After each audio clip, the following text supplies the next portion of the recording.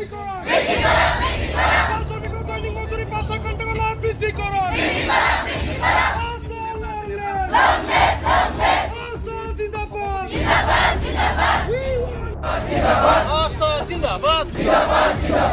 want ST.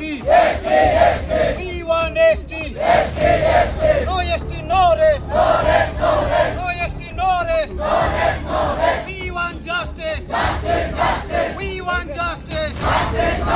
No justice, no rest. No justice, no rest. We want this. No justice, no rest. No rest. हमें ST देना होगा. हमें ST देना होगा. नहीं तो असम गरम होगा. हमें ST देना होगा. नहीं तो असम गरम होगा. हमें ST देना होगा. हमें ST देना होगा.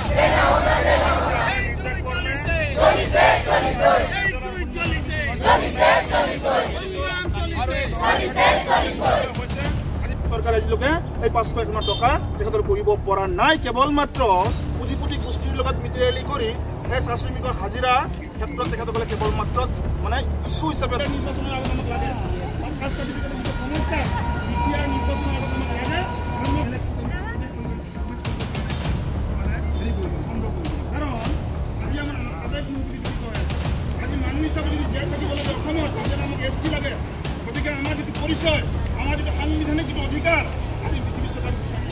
কিন্তু বিজেপি চৰকাৰে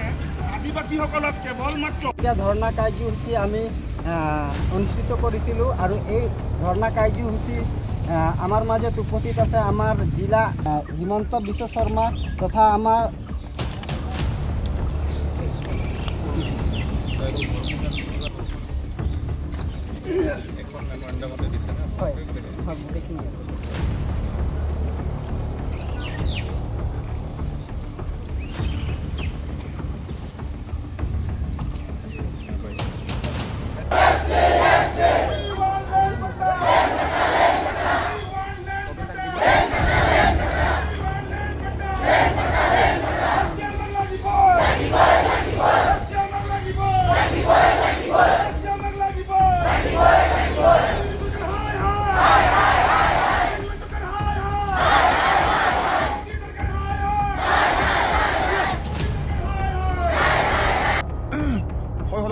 ছাত্ৰ সন্থা আশা কেন্দ্ৰ সমিতিৰ নিৰ্দেশ মৰ্মে আজি আমি ওদালগুৰি জিলা আয়ুক্ত কাৰ্যালয়ৰ সন্মুখত আমি 2 ঘণ্টা ধৰ্ণা কাৰ্যসূচী ৰূপায়ণ কৰিছোঁ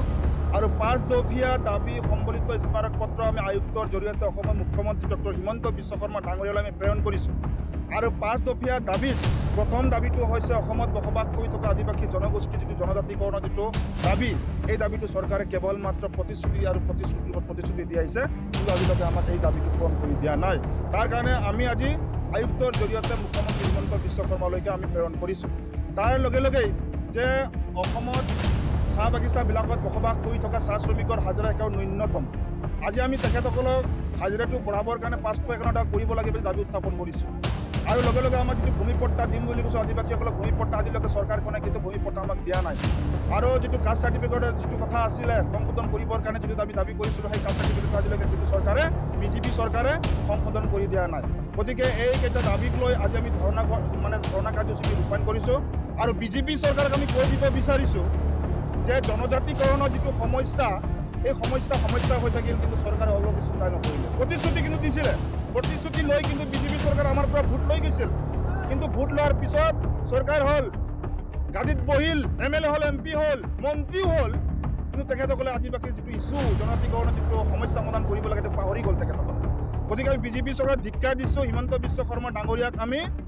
ধিক্কাৰ দিছোঁ তেখেতসকলে আদিবাসী জনগোষ্ঠীৰ ওপৰত ৰাজনীতি কৰা কুটিল ৰাজনীতি কৰা বন্ধ কৰক এই কথাটো স্পষ্ট অন্যথাই কিন্তু অহা যিটো নিৰ্বাচন আহি আছে BTR নিৰ্বাচন আৰু 26ত কিন্তু কথাটো বেয়া হ'ব সাংঘাতিক ধৰণে বিজেপিক কিন্তু আমি একেবাৰে অসমৰ পৰা পুলিয়ে পোখাই উভালি পেলাবৰ কাৰণে আমি ইতিমধ্যে চিন্তা কৰিছোঁ কিয়নো আজি আদিবাসীসকলৰ যিটো ভূমিপট্টা যি দিব লাগে ভূমিৰ যিটো অধিকাৰ আজিলৈকে পোৱা নাই ভূমিপট্টা দিম বুলি কৈ আহি বিজেপি চৰকাৰে আজিলৈকে ভূমিপট্টা নিদিলে প্ৰতিশ্ৰুতি দিয়া হৈছিল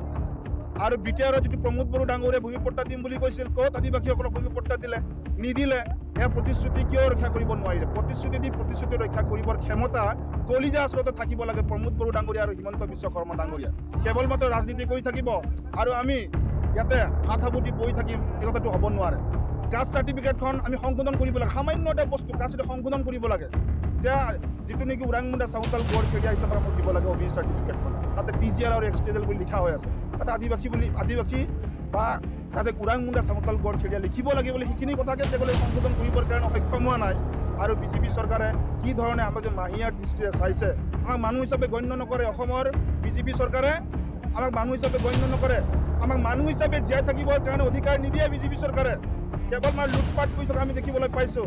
আৰু কিছুমান ঠাইত যদি উচ্ছেদ কৰা আৰম্ভ কৰিছে আদিবাসীসকলক আমি সকীয়াই দিব বিচাৰিছোঁ বিজেপি চৰকাৰক যে এনেকুৱা ধৰণৰ যদি আমাৰ ওপৰত যদি ব্যৱহাৰ কৰে এনেকুৱা ধৰণৰ যদি আদিবাসীৰ ওপৰত যদি অত্যাচাৰ কৰে কিন্তু বিজেপি চৰকাৰৰ অহা BTR নিৰ্বাচনত কিন্তু তেখেতসকলক আমি বাগান অঞ্চলবিলাকত প্ৰৱেশ নিষিদ্ধ কৰি দিম এই কথাটো স্পষ্ট কাৰণ আজি কিছুমান আদিবাসী নেতাবিলাকক বিজেপিত থকাবিলাকক বাগানে ভোট কালেকশ্যন কৰিবৰ কাৰণে পঠাইছে বাগানৰ চাহ শ্ৰমিক ৰাইজক বুজাবৰ কাৰণে পঠাইছে আমি কৈ দিব বিচাৰিছোঁ পল্লৱ লোচন দাস আৰু কোনোবা যিমানবিলাক আমাৰ নেতাবিলাক আছে যে এইবাৰ বাগান অঞ্চলত সোমাই চাওক যে কি ধৰণৰ পৰিৱেশ সৃষ্টি হ'ব চাহ শ্ৰমিক ৰাইজে কঁকালত টঙালি বান্ধিছে খেদিবৰ কাৰণে যে আপোনালোকে এটিকুলি দুটি পাতৰ যিটো 5,000 টকা একাউণ্টত ভৰাই দিব আৰু ভোট পাম বুলি আশা কৰিছে এয়া কিন্তু এই পৰ্বতত কাছৰ কৰি বিচৰা ধৰণৰ কথা হ'ব এই কথাটো স্পষ্ট কাৰণ বহুত আমাক ঠগিলে বহুত প্ৰবঞ্চনা কৰে এই কুঠিত নিষ্পেষিত এই আদিবাসীসকলক কিমান দিন আপোনালোকে ঠগিব আৰু কিমান দিন আমাৰ ওপৰত ৰাজনীতি আপোনালোকে কৰি থাকিব আমাৰ ভোট লৈ কিমান দিন আপোনালোকে টিকি থাকিব বিচাৰিছে এইবাৰ আদিবাসী ছাত্ৰ সন্থাই কৈ দিব বিচাৰিছোঁ আৰু আদিবাসী ৰাইজ এতিয়া ৰাজনৈতিকভাৱে সজাগ আৰু সচেতন হৈছে চাহ শ্ৰমিক ৰাইজ ৰাজনৈতিকভাৱে সজাগ আৰু সচেতন হৈছে গতিকে অহা BTR নিৰ্বাচনত যিমান সমস্যাবিলাক আছে আৰু 26ৰ নিৰ্বাচনৰ আগতে যিমান সমস্যাবিলাক আমাৰ আছে এই সমস্যাবিলাক সমাধান কৰক নতুবা অন্যথাই 26ৰ নিৰ্বাচনত কিন্তু বিজেপিক এশকনি দিবৰ কাৰণে আদিবাসী ছাত্ৰ সন্থাই সংকল্প লৈছে সিদ্ধান্ত লৈছে আৰু সমাগত যিটো ছেপ্টেম্বৰত যিটো BTR নিৰ্বাচন আছে BTR নিৰ্বাচনত কিন্তু বিজেপিৰ নেতা পাৰ্টি নেতাসকলক কিন্তু সাজু হৈ যাক পৌখা দেখাবৰ কাৰণে এই কথা স্পষ্ট কৰি দিলোঁ আজি